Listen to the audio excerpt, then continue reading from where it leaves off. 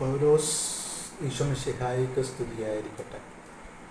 പൗലോസ് റോമാക്കാർക്ക് എഴുതിയ ലേഖനം 11-ാം അധ്യായം 1 മുതലുള്ള തിരുവചനം. അതിനാൽ ഞാൻ ചോദിക്കുന്നു, ദൈവം തൻ്റെ ജനത്തെ പരിത്യജിച്ചുവോ? ഒരിക്കലുമില്ല. ഞാൻ തന്നെയും അബ്രഹാത്തിൻ്റെ സന്തതിയും ബെഞ്ചമിൻ ഗോത്രജ്ഞനുമായ ഒരു ഇസ്രായേൽക്കാരനാണല്ലോ. ദൈവം മുൻകൂട്ടി അറിഞ്ഞ സ്വന്തം ജനത്തെ അവിടുന്ന് പരിത്യജിച്ചില്ല. ഇസ്രായേലിനെതിരായി ദൈവത്തോട് എപ്രകാരമാണ് എലിയ വാദിക്കുന്നതെന്ന് അവനെപ്പറ്റി വിശുദ്ധ ഗ്രന്ഥം പറയുന്നത് നിങ്ങൾക്കറിയാമല്ലോ. കർത്താവേ, അങ്ങയുടെ പ്രവാചകന്മാരെ അവർ വധിച്ചു, അങ്ങയുടെ ബലിപീഠങ്ങൾ അവർ തകർത്തു. അവശേഷിക്കുന്നവൻ ഞാൻ മാത്രമാണ്. അവർ എൻ്റെ ജീവനെയും തേടുന്നു. എന്നാൽ ദൈവം അവനോട് മറുപടി പറഞ്ഞത് എന്താണെന്നോ? ബാലിൻ്റെ മുൻപിൽ മുട്ടുകുത്താത്ത 7000 പേരെ എനിക്ക് വേണ്ടി ഞാൻ മാറ്റി നിർത്തിയിട്ടുണ്ട്. അപ്രകാരം തന്നെ കൃപയാൽ തിരഞ്ഞെടുക്കപ്പെട്ട ഒരു അവശിഷ്ട ഭാഗം ഈ കാലഘട്ടത്തിലുമുണ്ട്. അത് കൃപയാലാണെങ്കിൽ പ്രവൃത്തികൾ അധിഷ്ഠിതമല്ല.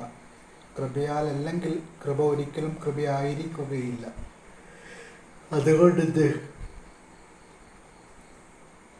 ഇസ്രായേൽ അന്വേഷിച്ചത് അവർക്ക് ലഭിച്ചില്ല. തിരഞ്ഞെടുക്കപ്പെട്ടവർക്ക് അത് ലഭിച്ചു. മറ്റുള്ളവരുടെ ഹൃദയം കഠിനമായിപ്പോയി. ഇങ്ങനെ എഴുതപ്പെട്ടിരിക്കുന്നു, ദൈവം അവർക്ക് നിദ്രാലസമായ ആത്മാവും കാഴ്ചയില്ലാത്ത കണ്ണുകളും കേൾവിയില്ലാത്ത ചെവികളുമാണ് ഇന്നേവരെ നൽകിയത്. അതുപോലെ തന്നെ ദാവീദ് പറയുന്നു, അവരുടെ വിരുന്ന് അവർക്ക് കെണിയും കുരുക്ക് ഇടർച്ചയും പ്രതികാരവുമായി തീരട്ടെ. അവരുടെ കണ്ണുകൾ കാഴ്ച നശിച്ച് ഇരുണ്ടു പോകട്ടെ. അവരുടെ നട്ടെൽ എപ്പോഴും വളഞ്ഞിരിക്കട്ടെ. ആകയാൽ ഞാൻ ചോദിക്കുന്നു, അവർക്ക് കാലിടറിയത് വീഴുവാനായിരുന്നുവോ?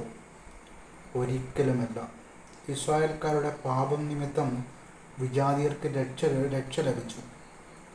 തന്മൂലം അവർക്ക് വിജാതിയരോട് അസൂയ ഉളവായി. അവരുടെ പാപം ലോകത്തിൻ്റെ നേട്ടവും അവരുടെ പരാജയം വിജാതിയരുടെ നേട്ടവുമായിരുന്നെങ്കിൽ അവരുടെ പരിപൂർണത എന്തൊരു നേട്ടമാകുമായിരുന്നു. വിജാതിയരായ നിങ്ങളോട് ഞാൻ പറയുകയാണ്, വിജാതിയരുടെ അപ്പോസ്തലൻ എന്ന നിലയ്ക്ക് എൻ്റെ ശുശ്രൂഷയെ ഞാൻ പ്രശംസിക്കുന്നു. അതുവഴി എൻ്റെ കൂട്ടരായ യഹൂദരെ അസൂയാകുലരാക്കാനും അങ്ങനെ അവരിൽ കുറേ പേരെങ്കിലും രക്ഷിക്കാനും എനിക്കിടയാകുമല്ലോ. എന്തുകൊണ്ടെന്നാൽ അവരുടെ തിരസ്കാരം ലോകത്തിൻ്റെ അനുരഞ്ജനമായെങ്കിൽ അവരുടെ സ്വീകാര്യം മൃതരിൽ നിന്നുള്ള ജീവനല്ലാതെ മറ്റെന്തായിരിക്കും? ധാന്യമാവിൽ നിന്ന് ആദ്യഫലമായി സമർപ്പിക്കപ്പെട്ടത് പരിശുദ്ധമെങ്കിൽ അത് മുഴുവൻ പരിശുദ്ധമാണ്. വേരു പരിശുദ്ധമെങ്കിൽ ശാഖകളും അങ്ങനെ തന്നെ. ഒലിവുമരത്തിൻ്റെ ശാഖകളിൽ ചിലത് മുറിച്ചു കളഞ്ഞിട്ട് കാട്ടൊലിവിൻ്റെ മുളയായ നിന്നെ അവിടെ ഒട്ടിക്കുകയും വേരിൽ നിന്ന് വരുന്ന ജീവരസം നീ പങ്കു പറ്റുകയും ചെയ്യുന്നെങ്കിൽ നീ ആ ശാഖകളേക്കാൾ വലിയവനാണ് എന്ന് അഭിമാനിക്കരുത്. അഭിമാനിക്കുന്നെങ്കിൽ നീ വേരിനെ താങ്ങുകയല്ല, വേര് നിന്നെ താങ്ങുകയാണെന്ന് ഓർത്തുകൊള്ളുക.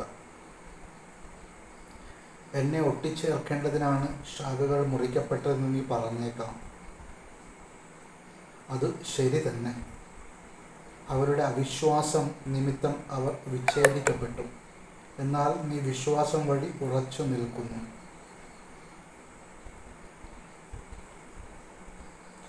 ആകയാൽ അഹങ്കാരം വെടിഞ്ഞ് ഭയത്തോടെ വർത്തിക്കുക. എന്തെന്നാൽ സ്വാഭാവിക ശാഖകളോട് ദൈവം ദാക്ഷിണ്യം കാണിക്കാത്ത നിലയ്ക്ക് നിന്നോടും കാണിക്കുകയില്ല. അതുകൊണ്ട് ദൈവത്തിൻ്റെ കാഠിന്യവും നിന്റെ ശ്രദ്ധയിലിരിക്കട്ടെ.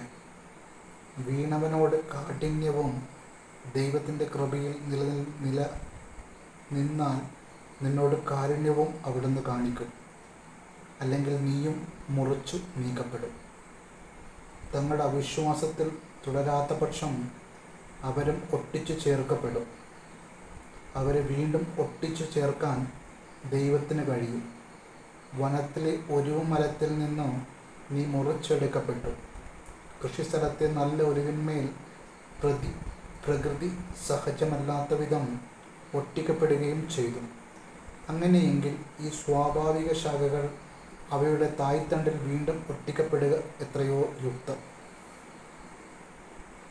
സഹോദരരെ, ജ്ഞാനികളാണെന്ന് അഹങ്കരിക്കാതിരിക്കേണ്ടതിന് നിങ്ങൾ ഈ രഹസ്യം മനസ്സിലാക്കിയിരിക്കണം. ഇസ്രായേൽ കുറേ പേർ മാത്രമാണ് ഉണ്ടായിട്ടുള്ളൂ. അതാം വിജാതിയർ പൂർണ്ണമായി സ്വീകരിക്കപ്പെടുന്നത് വരെ മാത്രം. അതിനുശേഷം ഇസ്രായേൽ മുഴുവൻ രക്ഷ പ്രാപിക്കും. എഴുതപ്പെട്ടിരിക്കുന്നതും അങ്ങനെ തന്നെ. സിയോനിൽ നിന്നും വിമോചകൻ വരും. അവിടുന്ന് യാക്കോബിൽ നിന്ന് അധർമ്മം അകറ്റിക്കളയും. ഞാൻ അവരുടെ പാപങ്ങൾ ഉന്മൂലനം ചെയ്യുമ്പോൾ ഇത് അവരുമായുള്ള എൻ്റെ ഉടമ്പടിയായിരിക്കും. സുവിശേഷം സംബന്ധിച്ചു നിങ്ങളെ പ്രതി അവർ ദൈവത്തിൽ ദൈവത്തിൻ്റെ ശത്രുക്കളാണ്.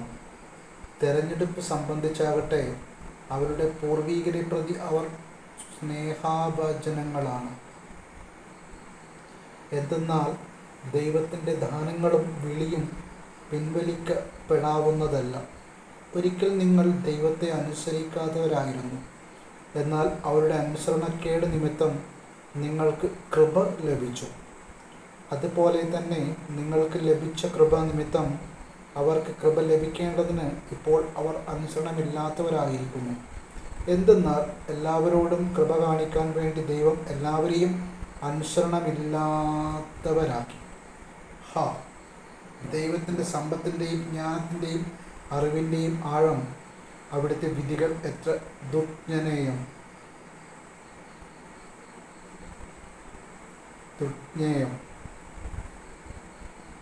അവിടുത്തെ മാർഗങ്ങൾ എത്ര ദുർഗ്രഹം! എന്തെന്നാൽ ദൈവത്തിൻ്റെ മനസ്സ് അറിഞ്ഞതാര്? അവിടുത്തേക്ക് ഉപദേഷ്ടാവായതാര്? തിരിച്ചു കിട്ടാനായി അവിടുത്തേക്ക് ദാനം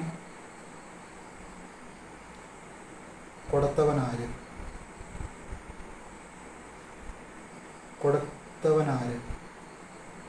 എന്തെന്നാൽ എല്ലാം അവിടുന്ന് നിന്ന്, അവിടുന്ന് വഴി, അവിടുത്തേക്ക് എന്നേക്കും മഹത്വമുണ്ടായിരിക്കട്ടെ. ആമേൻ. ആകയാൽ സഹോദരരെ, ദൈവത്തിൻ്റെ കാരുണ്യം അനുസ്മരിച്ചുകൊണ്ട് ഞാൻ നിങ്ങളോട് അപേക്ഷിക്കുന്നു. നിങ്ങളുടെ ശരീരങ്ങളെ വിശുദ്ധവും ദൈവത്തിന് പ്രീതികരവുമായ സജീവ ബലിയായി സമർപ്പിക്കുവിൻ. ഇതായിരിക്കണം നിങ്ങളുടെ യഥാർത്ഥമായ ആരാധന. നിങ്ങൾ ഈ ലോകത്തിന് അനുരൂപരാകരുത്. പ്രത്യുത നിങ്ങളുടെ മനസ്സിൻ്റെ നവീകരണം വഴി രൂപാന്തരപ്പെടുവിൻ. ദൈവഹിതം എന്തെന്നും നല്ലതും പ്രീതിജനകവും പരിപൂർണവുമായത് എന്തെന്ന് വിവേചിച്ചറിയാൻ അപ്പോൾ നിങ്ങൾക്ക് സാധിക്കും. എനിക്ക് ലഭിച്ചിരിക്കുന്ന കൃപയാൽ പ്രേരിതനായി നിങ്ങളോട് ഞാൻ പറയുന്നു, ഉള്ളതിലധികം മേന്മ ആരും ഭാവിക്കരുത്. മറിച്ച് ദൈവം ഓരോരുത്തർക്കും നൽകിയിരിക്കുന്ന വിശ്വാസത്തിൻ്റെ അളവനുസരിച്ച് വിവേകപൂർവം ചിന്തിക്കുവിൻ. നമുക്കൊരു ശരീരത്തിൽ അനേകം അവയവങ്ങളുണ്ടല്ലോ. എല്ലാ അവയവങ്ങൾക്കും ഒരേ ധർമ്മമല്ല. അതുപോലെ നാം പലരാണെങ്കിലും ക്രിസ്തുവിൻ ഏക ശരീരമാണ്. എല്ലാവരും പരസ്പരം ബന്ധപ്പെട്ട അവയവങ്ങളുമാണ്. നമുക്ക് ലഭിച്ചിരിക്കുന്ന കൃപയനുസരിച്ച് നമുക്കുള്ള ദാനങ്ങളും വ്യത്യസ്തങ്ങളാണ്. പ്രവചനപരം വിശ്വാസത്തിന് ചേർന്ന വിധം പ്രവചിക്കുന്നതിലും ശുശ്രൂഷപരം ശുശ്രൂഷ നിർവഹണത്തിലും, അധ്യാപനപരം അധ്യാപനത്തിലും, ഉപദേശപരം ഉപദേശത്തിനും നമുക്ക് ഉപയോഗിക്കാം. ദാനം ചെയ്യുന്നവൻ, ഔചിത്യത്തോടെ നേതൃത്വം നൽകുന്നവൻ, തീഷ്ണതയോടെ കാരുണ്യം കാണിക്കുന്നവൻ പ്രസന്നതയോടെ പ്രവർത്തിക്കട്ടെ. നിങ്ങളുടെ സ്നേഹം നിഷ്കളങ്കമായിരിക്കട്ടെ. തിന്മയെ ദ്വേഷിക്കുവിൻ, നന്മയെ മുറുകെ പിടിക്കുവിൻ. നിങ്ങൾ അന്യോന്യം സഹോദരതുല്യം സ്നേഹിക്കുവിൻ. പരസ്പരം ബഹുമാനിക്കുന്നതിൽ ഓരോരുത്തരും മുന്നിട്ടു നിൽക്കുവിൻ. തീഷ്ണതയായി മാന്ദ്യം കൂടാതെ ആത്മാവിൽ ജ്വലിക്കുന്നവരായി കർത്താവിനെ ശുശ്രൂഷിക്കുവിൻ. പ്രത്യാശയിൽ സന്തോഷിക്കുവിൻ. ക്ലേശങ്ങളിൽ സഹനശീലനായിരിക്കുവിൻ. പ്രാർത്ഥനയിൽ സ്ഥിരതയുള്ളവരായിരിക്കുവിൻ. വിശുദ്ധരെ അവരുടെ ആവശ്യങ്ങളിൽ സഹായിക്കുവിൻ. അതിഥി സൽക്കാരത്തിൽ തൽപരരാകുവിൻ. നിങ്ങളെ പീഡിപ്പിക്കുന്നവരെ അനുഗ്രഹിക്കുവിൻ. അനുഗ്രഹിക്കുകയല്ലാതെ ശപിക്കരുത്. സന്തോഷിക്കുന്നവരുടെ കൂടെ സന്തോഷിക്കുവിൻ. കരയുന്നവരോട് കൂടെ കരയുവിൻ. നിങ്ങൾ അന്യോന്യം യോജിപ്പോടെ വർത്തിക്കുവിൻ. ഔദിത്യം വെടിഞ്ഞ് എളിയവരുടെ തലത്തിലേക്കിറങ്ങി വരുവിൻ. ബുദ്ധിമാന്മാരാണെന്ന് നിങ്ങൾ നടിക്കരുത്. തിന്മയ്ക്ക് പകരം തിന്മ ചെയ്യരുത്. ഏവരുടെയും ദൃഷ്ടിയിൽ ശ്രേഷ്ഠമായി പ്രവർത്തിക്കാൻ ശ്രദ്ധിക്കുവിൻ. സാധിക്കുന്നിടത്തോളം എല്ലാവരോടും സമാധാനത്തിൽ വർത്തിക്കുവിൻ. പ്രിയപ്പെട്ടവരെ, പ്രതികാരം നിങ്ങൾ തന്നെ ചെയ്യാതെ അത് ദൈവത്തിൻ്റെ ക്രോധത്തിന് വിട്ടേക്കുക. എന്തെന്നാൽ ഇപ്രകാരം എഴുതപ്പെട്ടിരിക്കുന്നു: പ്രതികാരം എൻ്റേതാണ്, ഞാൻ പകരം വീട്ടും എന്ന് കർത്താവ് അരുൾ ചെയ്യുന്നു. മാത്രമല്ല, നിന്റെ ശത്രുവിന് വിശക്കുന്നെങ്കിൽ ഭക്ഷിക്കാനും ദാഹിക്കുന്നെങ്കിൽ കുടിക്കാനും കൊടുക്കുക. ഇതുവഴി നീ അവൻ്റെ ശിരസിൽ തീക്കനകൾ കൂന കൂട്ടും. തിന്മ നിങ്ങളെ കീഴടക്കാതിരിക്കട്ടെ. തിന്മയെ നന്മ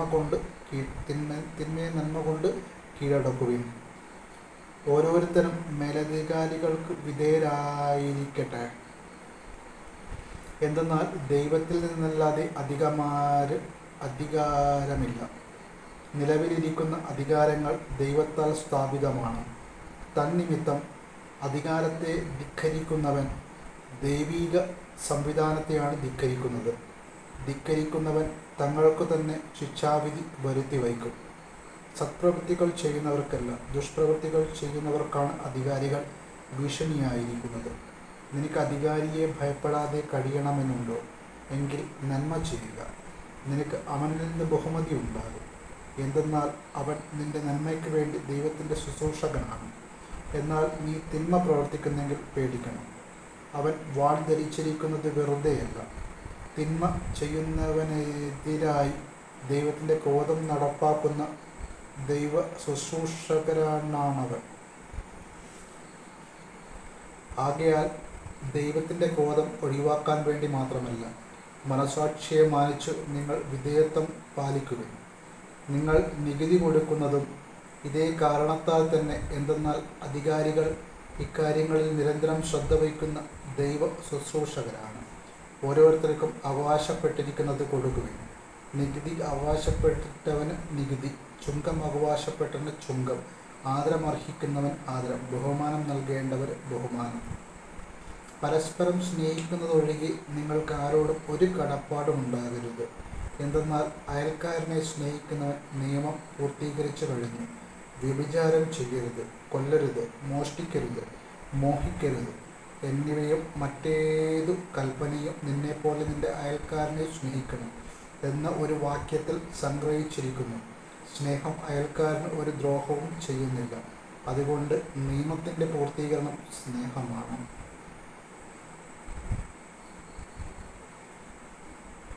ഇതെല്ലാം ചെയ്ത് കാലത്തിൻ്റെ പ്രത്യേകത അറിഞ്ഞുകൊണ്ട് വേണം. നിദ്ര വിട്ടുണരേണ്ട മണിക്കൂറാണല്ലോ ഇത്. എന്തെന്നാൽ ഇപ്പോൾ രക്ഷ നമ്മൾ ആരും പ്രതീക്ഷിക്കാതിരുന്നതിനേക്കാൾ കൂടുതൽ അടുത്തെത്തിയിരിക്കുന്നു. രാത്രി കഴിയാറായി, പകൽ സമീപിച്ചിരിക്കുന്നു. ആകയാൽ നമുക്ക് അന്ധകാരത്തിൻ്റെ പ്രവൃത്തികൾ പരിത്യജിച്ച് പ്രകാശത്തിൻ്റെ ആയുധങ്ങൾ ധരിക്കാം. പകലിന് യോജിച്ച വിധം നമുക്ക് പെരുമാറാം. സുഖലോലുപതയിലോ മദ്യലഹരിയിലോ അവിഹിത വീഴ്ചകളിലോ വിഷയാസക്തിയിലോ കലഹങ്ങളിലോ അസൂയയിലോ വ്യാപരിക്കരുത്. പ്രത്യുത കർത്താവായ യേശുക്രിസ്തുവിനെ ധരിക്കുവിൻ. ദുർമോഹങ്ങളിലേക്ക് നയിക്കത്തക്ക വിധം ശരീരത്തെപ്പറ്റി ചിന്തിക്കാതിരിക്കുവിൻ. വിശ്വാസത്തിൽ ഉറപ്പില്ലാത്തവനെ സ്വീകരിക്കുവിൻ. അഭിപ്രായ വ്യത്യാസങ്ങളെക്കുറിച്ച് തർക്കിക്കാനാകരുത്. ഒരുവൻ തനിക്ക് എന്ത് ഭക്ഷിക്കാമെന്ന് വിശ്വസിക്കുന്നു. ദുർബലനായ മറ്റൊരുവനാകട്ടെ സത്യം മാത്രം ഭക്ഷിക്കുന്നു. ഭക്ഷിക്കുന്നവൻ ഭക്ഷിക്കാത്തവനെ നിന്ദിക്കരുത്. ഭക്ഷിക്കാത്തവൻ ഭക്ഷിക്കുന്നവനെ വിധിക്കുകയുമരുത്. എന്തെന്നാൽ ദൈവം അവനെ സ്വീകരിച്ചിരിക്കുന്നു. മറ്റൊരാളുടെ സേവകനെ വിധിക്കാൻ നീ ആരാണ്? സ്വസേവകനെ വിധിക്കാൻ നീ ആരാണ്? സ്വയം യജമാനന്റെ സന്നിധിയിലാണ് അവൻ നിൽക്കുകയോ വീഴുകയോ ചെയ്യുന്നത്. അവനെ താങ്ങി നിർത്താൻ യജമാനന് കഴിവുള്ളതുകൊണ്ട് അവൻ നിൽക്കുക തന്നെ ചെയ്യും. ഒരുവൻ ഒരു ദിവസത്തെ മറ്റൊരു ദിവസത്തേക്കാൾ വിലമതിക്കുന്നു. വേറൊരുവൻ എല്ലാ ദിവസങ്ങളെയും ഒരുപോലെ മതിക്കുന്നു. ഓരോരുത്തർക്കും താങ്കളുടെ മനസ്സിൽ ഉത്തമ ബോധ്യമുണ്ടായിരിക്കട്ടെ. ഏതെങ്കിലും ദിവസം ആചരിക്കുന്നവൻ കർത്താവിൻ്റെ സ്തുതിക്കായി അത് ആചരിക്കുന്നു. ഭക്ഷിക്കുന്നവൻ ദൈവത്തിൻ്റെ കൃതജ്ഞത അർപ്പിക്കുന്നതുകൊണ്ട് കർത്താവിൻ്റെ സ്തുതിക്കായി ഭക്ഷിക്കുന്നു. ഭക്ഷണം ഉപേക്ഷിക്കുന്നവൻ കർത്താവിൻ്റെ സ്തുതിക്കായി അത് ഉപേക്ഷിക്കുകയും ദൈവത്തിന് കൃതജ്ഞത അർപ്പിക്കുകയും ചെയ്യുന്നു. നമ്മിൽ ആരും തനിക്കു വേണ്ടി മാത്രം ജീവിക്കുന്നില്ല, തനിക്കു വേണ്ടി മാത്രം മരിക്കുന്നുമില്ല. നാം ജീവിക്കുന്നവനെങ്കിൽ കർത്താവിന് സ്വന്തമായി ജീവിക്കുന്നു, മരിക്കുന്നുവെങ്കിൽ കർത്താവിന് സ്വന്തമായി മരിക്കുന്നു. ആകയാൽ ജീവിച്ചാലും മരിച്ചാലും നാം കർത്താവിനുള്ളവരാണ്. എന്തെന്നാൽ മരിച്ചവരുടെയും ജീവിക്കുന്നവരുടെയും കർത്താവായിരിക്കുന്നതിന് വേണ്ടിയാണ് ക്രിസ്തു മരിച്ചതും പുനർജീവിച്ചതും. നീ എന്തിനു നിന്റെ സഹോദരനെ വിധിക്കുന്നു? അഥവാ നീ എന്തിനു നിന്റെ സഹോദരനെ നിന്ദിക്കുന്നു? നാം എല്ലാവരും ദൈവത്തിൻ്റെ ന്യായാസനത്തിന് മുൻപാകെ നിൽക്കേണ്ടവരാണല്ലോ. ഇപ്രകാരം എഴുതപ്പെട്ടിരിക്കുന്നു: എല്ലാ മുട്ടുകളും എൻ്റെ മുൻപിൽ മടങ്ങും, എല്ലാ നാവുകളും ദൈവത്തെ പുകഴ്ത്തുകയും ചെയ്യും എന്ന് കർത്താവ് ശപഥപൂർവ്വം അരുളി ചെയ്യുന്നു. ആകയാൽ നാം ഓരോരുത്തരും ദൈവത്തിൻ്റെ മുൻപിൽ കണക്ക് ബോധിപ്പിക്കേണ്ടി വരും. തന്മൂലം മേലിൽ നമുക്ക് പരസ്പരം വിധിക്കാതിരിക്കാം. സഹോദരന് ഒരിക്കലും മാർഗതടസ്സമോ ഇടർച്ചയോ സൃഷ്ടിക്കുകയില്ല എന്ന് നിങ്ങൾ പ്രതിജ്ഞ ചെയ്യുവിൻ. സ്വത്തോ അശുദ്ധമായ ഒന്നുമില്ലെന്ന് കർത്താവായ യേശുവിലുള്ള വിശ്വാസം വഴി ഞാൻ അറിയുകയും എനിക്ക് ബോധ്യപ്പെടുകയും ചെയ്തിരിക്കുന്നു. എന്നാൽ ഒരു വസ്തു അശുദ്ധമാണെന്ന് കരുതുന്നവൻ അത് അശുദ്ധമായിരിക്കും. ഭക്ഷണ നിമിത്തം നിന്റെ സഹോദരൻ്റെ മനസ്സ് വിഷമിക്കുന്നെങ്കിൽ നിന്റെ പെരുമാറ്റം സ്നേഹത്തിന് ചേർന്നതല്ല. ക്രിസ്തു ആർക്കു വേണ്ടി മരിച്ചുവോ അവനെ നീ ഭക്ഷണം കൊണ്ട് നശിപ്പിക്കരുത്. അതിനാൽ നിങ്ങൾക്ക് നന്മ തിന്മയായി നിന്ദിക്കപ്പെടാതിരിക്കട്ടെ. കാരണം ദൈവരാജ്യം എന്നാൽ ഭക്ഷണവും പാനീയവുമല്ല, പ്രത്യുത നീതിയും സമാധാനവും പരിശുദ്ധാത്മാവിലുള്ള സന്തോഷവുമാണ്. ഇപ്രകാരം ക്രിസ്തുവിനെ ശുശ്രൂഷിക്കുന്നവൻ ദൈവത്തിന് സ്വീകാര്യനും മനുഷ്യർക്ക് സുസമ്മതനുമാണ്. ആകയാൽ സമാധാനത്തിന് പകരം പരസ്പരോത്കർഷത്തിനും ഉതകുന്നവ നമുക്ക് അനുവർത്തിക്കാം. ഭക്ഷണത്തിൻ്റെ പേരിൽ നിങ്ങൾ ദൈവത്തിൻ്റെ പ്രവൃത്തി നിഷ്ഫലമാക്കരുത്. എല്ലാ വസ്തുക്കളും ശുദ്ധമാണ്, എന്നാൽ അപരന് വീഴ്ചയ്ക്ക് കാരണമാകത്തക്ക വിധം ഭക്ഷിക്കുന്നവന് അത് തിന്മയായിത്തീരുന്നു. മാംസം ഭക്ഷിക്കാതെയും വീഞ്ഞ് കുടിക്കാതെയും നിന്റെ സഹോദരന് പാപകാരണമാകുന്നതൊന്നും ചെയ്യാതെയും ഇരിക്കുന്നത് നല്ലത്.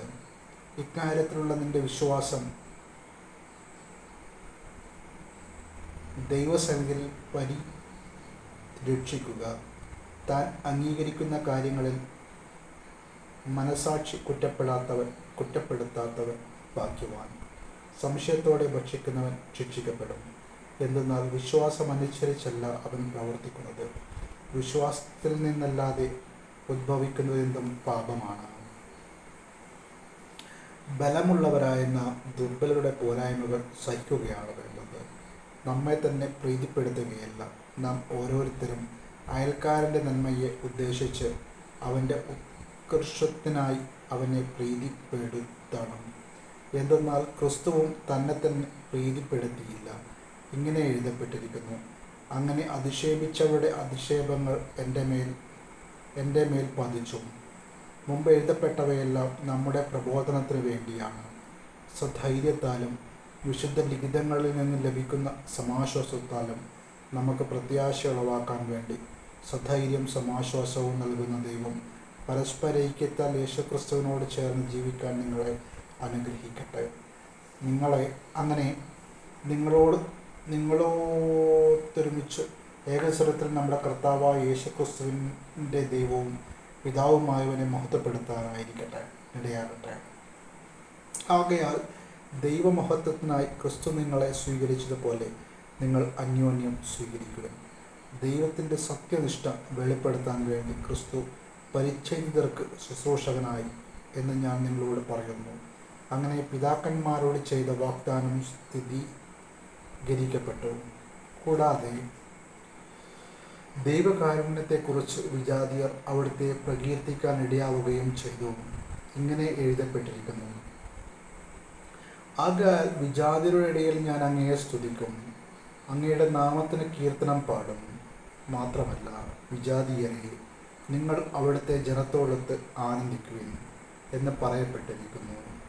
സമസ്ത വിജാതിയരെ, കർത്താവിനെ സ്തുതിക്കുവിൻ, സമസ്ത ജനങ്ങളും അവിടുത്തെ സ്തുതിക്കട്ടെ എന്ന് മറ്റൊരിടത്തും പറഞ്ഞിരിക്കുന്നു. ജസ്പയിൽ നിന്ന് ഒരു മുള പൊട്ടിപ്പുറപ്പെടും, വിജാതിയരെ ഭരിക്കാനുള്ളവൻ ഉദയം ചെയ്യും. വിജാതിയർ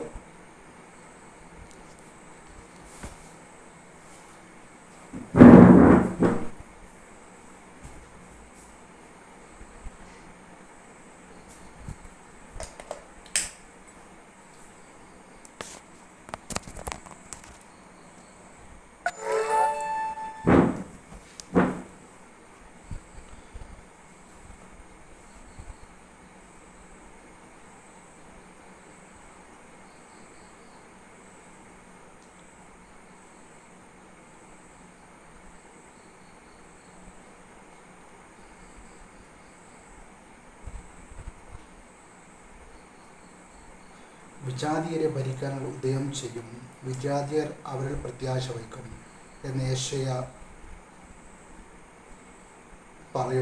യെശയ്യായും പറയുന്നു. പ്രത്യാശയുടെ ദൈവം നിങ്ങളുടെ വിശ്വാസത്താൽ സകല സന്തോഷവും സമാധാനവും കൊണ്ട് നിങ്ങളെ നിറയ്ക്കട്ടെ. അങ്ങനെ പരിശുദ്ധാത്മാവിൻ്റെ ശക്തിയാൽ നിങ്ങൾ പ്രത്യാശയിൽ സമൃദ്ധി പ്രാപിക്കുകയും ചെയ്യട്ടെ. സഹോദരരെ, നിങ്ങൾ നന്മയാൽ പൂരിതരും, എല്ലാ അറിവും തികഞ്ഞവരും പരസ്പരം ഉപദേശിക്കാൻ കഴിവുള്ളവരുമാണെന്ന കാര്യത്തിൽ എനിക്കൊരു സംശയവുമില്ല. ദൈവം എനിക്ക് നൽകിയ കൃപയാൽ ധൈര്യത്തോടെ ചില കാര്യങ്ങൾ ഓർമ്മിപ്പിക്കാൻ വേണ്ടിയാണ് നിങ്ങൾക്ക് ഞാൻ എഴുതിയത്. ദൈവത്തിൻ്റെ കൃപ എന്നെ വിജാതിയർക്ക് വേണ്ടി യേശുക്രിസ്തുവിൻ്റെ ശുശ്രൂഷകനാക്കിയിരിക്കുകയാണല്ലോ. വിജാതിയരാകുന്ന ബലിവസ്തു സ്വീകാര്യവും പരിശുദ്ധാത്മാവിനാൽ പവിത്രീകരവും കൃതവും ആക്കാൻ വേണ്ടി ഞാൻ ദൈവത്തിൻ്റെ സുവിശേഷത്തിന് പുരോഹിത ശുശ്രൂഷ ചെയ്യുന്നു. അതുകൊണ്ട് ദൈവത്തിന് വേണ്ടിയുള്ള ജോലിയെക്കുറിച്ച് എനിക്ക് യേശുക്രിസ്തുവിൽ അഭിമാനിക്കാൻ കഴിയും. വിജാതിയരുടെ അനുസരണം നേടിയെടുക്കുന്നതിന് വാക്കാലും പ്രവൃത്തിയാലും അടയാളങ്ങളുടെ അത്ഭുതങ്ങളിലും ബലത്താലും പരിശുദ്ധാത്മാവിൻ്റെ ശക്തിയാലും ഞാൻ വഴി ക്രിസ്തു പ്രവർത്തിച്ച് ഒഴികെ ഒന്നിനെക്കുറിച്ചും സംസാരിക്കാൻ ഞാൻ തുനിയുകയില്ല. തന്നിമിത്തം ഞാൻ ജെറുസലേം തുടങ്ങി ഇറീക്കോൺ വരെ ചുറ്റി സഞ്ചരിച്ച് ക്രിസ്തുവിൻ്റെ സുവിശേഷം പൂർത്തിയാക്കി. അങ്ങനെ മറ്റൊരുവൻ സ്ഥാപിച്ച അടിസ്ഥാനത്തിൻ്റെ മേൽ പണിയാതെ ക്രിസ്തുവിനെ അറിയാത്ത സ്ഥലങ്ങളിൽ സുവിശേഷം പ്രസംഗിക്കുന്നതിൽ ഞാൻ അത്യധികം ഉത്സാഹം കാണിച്ചു. ഒരിക്കലും അറിഞ്ഞിട്ടില്ലാത്തവനെ അവർ ദർശിക്കും, അവനെക്കുറിച്ച് കേട്ടിട്ടില്ലാത്തവർ അവനെ മനസ്സിലാക്കും എന്ന് എഴുതപ്പെട്ടിട്ടുണ്ടല്ലോ. മുൻപ് പറഞ്ഞ കാരണത്താലാണ് നിങ്ങളുടെ അടുക്കൽ വരുന്നതിന് എനിക്ക് പലപ്പോഴും തടസ്സം നേരിട്ടത്. ഇപ്പോഴാകട്ടെ എനിക്ക് ഈ പ്രദേശങ്ങളിൽ പ്രവർത്തനത്തിനുള്ള സാധ്യതയൊന്നുമില്ല. നിങ്ങളുടെ അടുക്കൽ വരാൻ പല വർഷങ്ങളായി ഞാൻ ആഗ്രഹിക്കുകയും ചെയ്യുന്നു. അതുകൊണ്ട് സ്പെയിനിലേക്കുള്ള യാത്രയ്ക്കിടയിൽ നിങ്ങളെ കാണാമെന്നും നിങ്ങളുടെ സഹവാസം ഞാൻ കുറേ കാലം ആസ്വദിച്ചതിന് ശേഷം നിങ്ങൾ എന്നെ അങ്ങോട്ട് യാത്രയാക്കുമെന്നും പ്രതീക്ഷിക്കുന്നു. ഇപ്പോൾ ഞാൻ വിശുദ്ധരെ സഹായിക്കാൻ ജെറുസലേമിലേക്ക് പോവുകയാണ്. എന്തെന്നാൽ ജെറുസലേമിലെ വിശുദ്ധരിൽ നിർധനരായവർക്ക് കുറെ സംഭാവന കൊടുക്കാൻ മക്കദോനിയയിലും അക്കായിയായിലും ഉള്ളവർ സന്മനസ്സു പ്രകടിപ്പിച്ചിരിക്കുന്നു. അവർ അത് സന്തോഷത്തോടെയാണ് ചെയ്തിരിക്കുന്നത്. അവർക്ക് അതിന് കടപ്പെടുണ്ട്. എന്തെന്നാൽ അവരുടെ ആത്മീയ അനുഗ്രഹങ്ങളിൽ പങ്കുകാരായ വിജാതിയർ ഭൗതിക കാര്യങ്ങളിൽ അവരെ സഹായിക്കേണ്ടതാണ്. അതുകൊണ്ട് ഞാൻ ഈ ജോലി പൂർത്തിയാക്കുകയും ശേഖരിച്ച് അവരെ ഏൽപ്പിക്കുകയും ചെയ്തിട്ട് നിങ്ങളെ അടുത്ത് വന്ന് ആ വഴി സ്പെയിനിലേക്ക് പോകും. ഞാൻ അവിടെ വരുന്നത് ക്രിസ്തുവിൻ്റെ സമ്പൂർണമായ അനുഗ്രഹത്തോടു കൂടിയായിരിക്കും എന്നെനിക്കറിയാം. സഹോദരരെ, നമ്മുടെ കർത്താവായ യേശുക്രിസ്തുവിൻ്റെയും ആത്മാവിൻ്റെയും സ്നേഹത്തിൻ്റെയും പേരിൽ ഞാൻ നിങ്ങളോട് അപേക്ഷിക്കുന്നു. എനിക്ക് വേണ്ടി ദൈവത്തോടുള്ള പ്രാർത്ഥനകളിൽ എന്നോടൊപ്പം നിങ്ങളും ഉത്സുകരായിരിക്കണം. അത് യൂദയായിലുള്ള അവിശ്വാസികളിൽ നിന്ന് ഞാൻ രക്ഷപ്പെടുന്നതിനും ജെറുസലേമിലെ എൻ്റെ ശുശ്രൂഷ വിശുദ്ധർക്ക് സ്വീകാര്യമാകുന്നതിനും വേണ്ടിയാണ്. അങ്ങനെ ദൈവഹിതമനുസരിച്ച് ഞാൻ സന്തോഷപൂർവ്വം നിങ്ങളുടെ അടുത്തെത്തുകയും നിങ്ങളുടെ സഹവാസത്തിൽ ഉന്മേഷഭരിതനാവുകയും ചെയ്യും. സമാധാനത്തിൻ്റെ ദൈവം നിങ്ങളെല്ലാവരുടെയും കൂടെ ഉണ്ടായിരിക്കട്ടെ. ആമേൻ. ദൈവവചനമാണ് നാം കേട്ടത്. നമുക്ക് ദൈവത്തെ സ്തുതിക്കാം. ഞാൻ ഈ ദൈവവചനത്തിൽ സുവിശേഷ ഭാഗങ്ങളിൽ വിശ്വസിക്കുന്നു. ആമേൻ.